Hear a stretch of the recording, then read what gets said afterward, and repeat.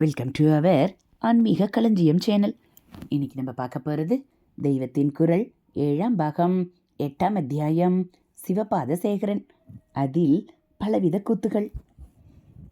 பழந்தமிழ்நாட்டில் நாட்டிய நாடகாதிகளை சாந்தி கூத்து, வினோத கூத்து என்ற இரு பெரும் பிரிவுகளாகவே பிரித்திருந்தார்கள். கொஞ்சம் வேடிக்கை, விளையாட்டு, வினோத ரசம் இருக்கும்படியாக உள்ளது வினோத கூத்து.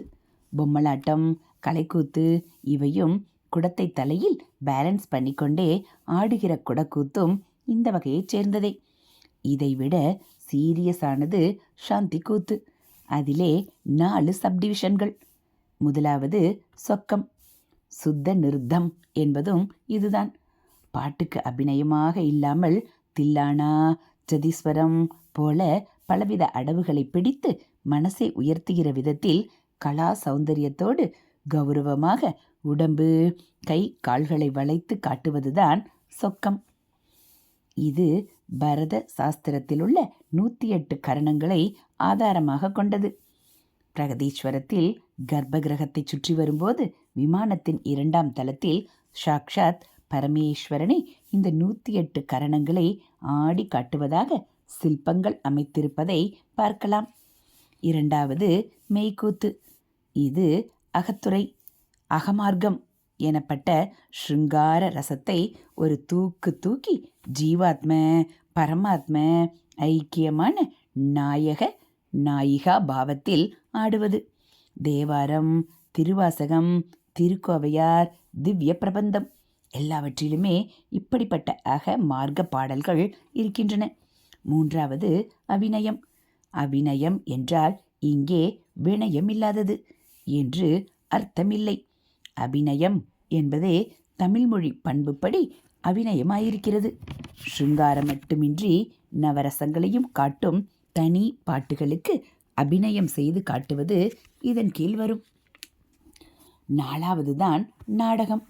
அதாவது ஒரு பெரிய கதையை எடுத்துக்கொண்டு அதை ஆடல் பாடல்களாக நடித்து காட்டுவது. இந்த நாடகத்திலும் மேலும் 2 உட்பிரிவு உண்டு. சமஸ்கிருதத்தில் உள்ள கதைகளை தழுவி நடிக்கிறவைகளுக்கு ஆரிய கூத்து என்றும், தமிழ் கதைகளை நடித்து காட்டுவதற்கு தமிழ் கூத்து என்றும் பெயரிட்டு 2ஆக பிரித்தார்கள். ஆரிய கூத்தாடினாலும் காரியத்திலே கண் என்று வசனமே இருக்கிறபடியால் சமஸ்கிருத கதா நாடகங்கள் அக்காலத்தில் எவ்வளவு பகுஜன பிராபல்யம், மாஸ் அட்ராக்ஷன் பெற்றிருந்தன என்று தெரிகிறது. அந்த பாஷை இந்த பாஷை என்ற பேதம் தெரியாமல் அன்புமயமாக இருந்த நாள். இப்படி வகைப்படுத்தின சாந்தி கூத்திலே பலவித ரசபேதங்கள், உணர்ச்சி போராட்டங்கள் இருந்தாலும் முடிந்த முடிவாக அது மனசை சாந்தப்படுத்தவே செய்யும். அதனால்தான் சாந்தி கூத்து என்று பேர். இந்த நாளில் எக்ஸைட் பண்ணுவதுதான் என்டர்டெயின்மெண்ட் என்று வைத்து கொண்டிருக்கிறார்கள். அந்த நாளிலோ எலிவேட் பண்ணுவதுதான் என்டர்டெயின்மெண்ட் என்று தெரிந்து கொண்டு எத்தனை தான் உணர்ச்சிகளை கிளறிவிட்டாலும் முடிவாக ஆத்மார்த்தமானதாக்கி சாந்தத்தில் அடங்கச் செய்தார்கள். நடராஜாவின் ஆட்டமெல்லாம் தட்சிணாமூர்த்தியின் சாந்தத்தில் நிறையும்படி பண்ணினார்கள். சாந்தம் சிவம் என்றுதானே உபனிஷத்தை அவனை சொல்கிறது. இந்த சாந்தி கூத்தை சேர்ந்த ஆரிய கூத்தில் சேதம் என்பது ஒரு வகை. புராண கதைகளை சுவாரஸ்யத்துக்காக கொஞ்சம் மாற்றிக்கொள்வது, அடாப்ட் செய்து கொள்வது என்று ஒரு வழக்கம் இருக்கிறதல்லவா. மூல ரூபத்தையே சிதைத்து சுவாரஸ்யம் என்ற பெயரில் விரசத்தை உண்டு பண்ணாத வரையில் இதை அனுமதிக்கலாம். இப்படி பூர்வீக தமிழர்கள் அனுமதி தந்தார்கள். இருந்தாலும் இந்த அடாப்டட் வெர்சனையே அத்தாரிட்டி உள்ள மூலம் என்று எவனும் நினைத்துவிடக்கூடாது என்று கருதி இது மூலம் இல்லை, அதன் சேதம்தான் என்று புரிய வைக்கிறதற்காக அடாப்டட் பிளேக்களுக்கு சேதம் என்றே பெயர் வைத்தார்கள். இதுவே சமஸ்கிருத பேர்தான். சேதித்தது, வெட்டி, கொட்டி, மாற்றினது என்று அர்த்தம். இப்படி சமஸ்கிருத புராண காவிய நாடகாதிகளை சேதித்து ஆடினவனுக்குத்தான் சாக்கை என்று பேர். முன்னே திருவெள்ளரை சாக்கை என்பவனை ராஜராஜன் நியமித்ததாக சொன்னது ஞாபகம் இருக்கிறதோ இல்லையோ? சேதம் என்ற கூத்து வகை ரொம்பவும் ஆதி நாளிலிருந்தே இருந்திருக்கிறது. பரமேஸ்வரன் திரிபுர தகனம் பண்ணின சமஸ்கிருத கதையை கொட்டி சேதம் என்ற பெயரில் அடாப்ட் பண்ணி பறையூர் கூத்த சாக்கையன் என்பவன் சேரன் செங்குட்டுவனுக்கு முன்னால் ஆடி காட்டினான் என்று சிலப்பதிகாரத்திலேயே வருகிறது. சாக்கை சாக்கையன் என்பது ஒருமை. பன்மையில் இந்த ஆட்டக்காரர்களை சாக்கையர் என்பார்கள். கதகளி போலவே மலையாளத்தில் இப்போதும் பிரசித்தமாயுள்ள ஒரு நாட்டிய நாடக வகைக்கு சாக்கியார் கூத்து என்றே பெயர் சொல்கிறார்கள். நம்முடைய மடத்து ஆகம சில்ப கிராமிய கலை சதஸ்களில் கூட சாக்கியர்கள் என்கப்பட்ட கேரள தேசத்து ஆர்டிஸ்டுகள் வந்து சாக்கியார் கூத்து நடத்தி இருக்கிறார்கள். இது முழுக்க மலையாள பாஷையில் இல்லாமல் ஆரிய கூத்து வகை என்பதை நிரூபிக்கும் வகையில் முதலில் சமஸ்கிருத ஸ்லோகங்களை பாடுகிறார்கள். அப்புறம் அதை விளக்கி சமஸ்கிருதம் கலந்த மலையாள மணிப்பிரவாள பாஷையில் கானம் பண்ணிக்கொண்டு டான்ஸ் செய்கிறார்கள். ஹரஹர சங்கர ஜெய ஜெய சங்கர. அடுத்து ஒரே கல்லில் 3 மாங்காய். தமிழ் தேசத்தில் பூர்வ காலத்தில் ஆரிய கூத்து இப்படி சமஸ்கிருதம் தமிழ் இரண்டையும் இணைத்து தருவதாக இருந்திருக்கலாம். இப்போது ஒன்றிடம் மட்டும் அதிப்பிரியம், மற்றதிடம் தீவிர துவேஷம் என்று இருக்கிற துர்பாக்கிய ஸ்திதியில் அந்த ஆரிய கூத்தை யாராவது ரிவைவ் பண்ண மாட்டார்களா என்றிருக்கிறது. டான்ஸ் டிராமா, அதுவும் கதகளி மாதிரி நூதன வேஷத்திலே என்றால் நிச்சயமாக ஜனங்களை ஆகர்ஷிக்கும். அந்த கவர்ச்சிக்காகவே 2 பாஷா ஞானமும் சம்பாதித்து கொள்ள தோன்றும்.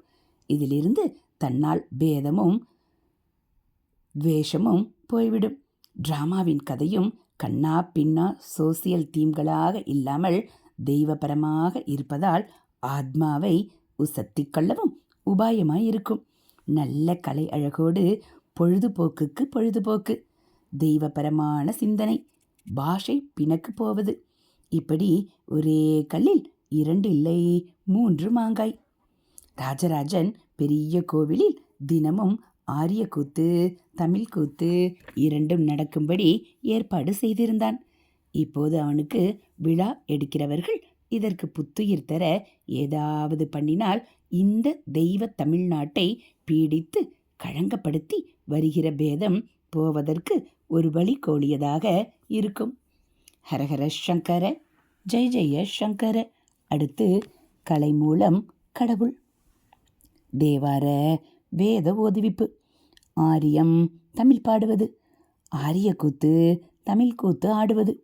இது தவிர வெறும் டான்ஸ் என்றிப்படி வெகு லகுவாகவும் லலிதமாகவும் ஆயாசமான சாதனை எதுவும் இல்லாமல் ஜனங்களுக்கெல்லாம் கலை மூலம் கடவுளை காட்டிக் கொடுத்த பரோமபகாரி ராஜராஜன். அவனை பற்றி நாம் பெருமைப்படுகிறோம் என்றால், அவனை பெருமைப்படுத்தி விழா நடத்துகிறோம் என்றால், அவனுக்கு இருந்த தெய்வ பக்தியையும் பாரத கலாச்சாரத்தின் 2 கிளை மரபுகளிலும் அவனுக்கிருந்த சமமான கௌரவ புத்தியையும் நாமும் பெற வேண்டும். அவன் எதையும் கிராண்ட் ஸ்கேலில் செய்ய முடிந்ததென்றால் அதற்கு காரணமே இந்த 2ம் தான். கலைகளை நெறிக்கெட்டு போவதற்கு வழியாக்காமல் ஈஸ்வரபரமாக்கி ஈஸ்வரார்ப்பணம் பண்ணுவித்து ஜனங்களும் இதனால் அரண் குடிமக்களாக பாஷை முதலான பேதங்களின்றி அன்பிலே ஒன்று சேர்ந்திருக்கும்படி செய்வதற்கு அந்த சிவபாத சேகரன் போட்டு கொடுத்திருக்கிற பாதையிலே போவோம். ஹரஹர சங்கர ஜெய ஜெய சங்கர. ஹரஹர சங்கர ஜெய ஜெய சங்கர. மகா பிரியவாச்சரணம். இதுபோல் தெய்வத்தின் குரல் பகுதிகளை நீங்கள் தினந்தோறும் கேட்கணும் அப்படின்னா மறக்காமல் நம்ம சேனலை சப்ஸ்கிரைப் பண்ணுங்கள்.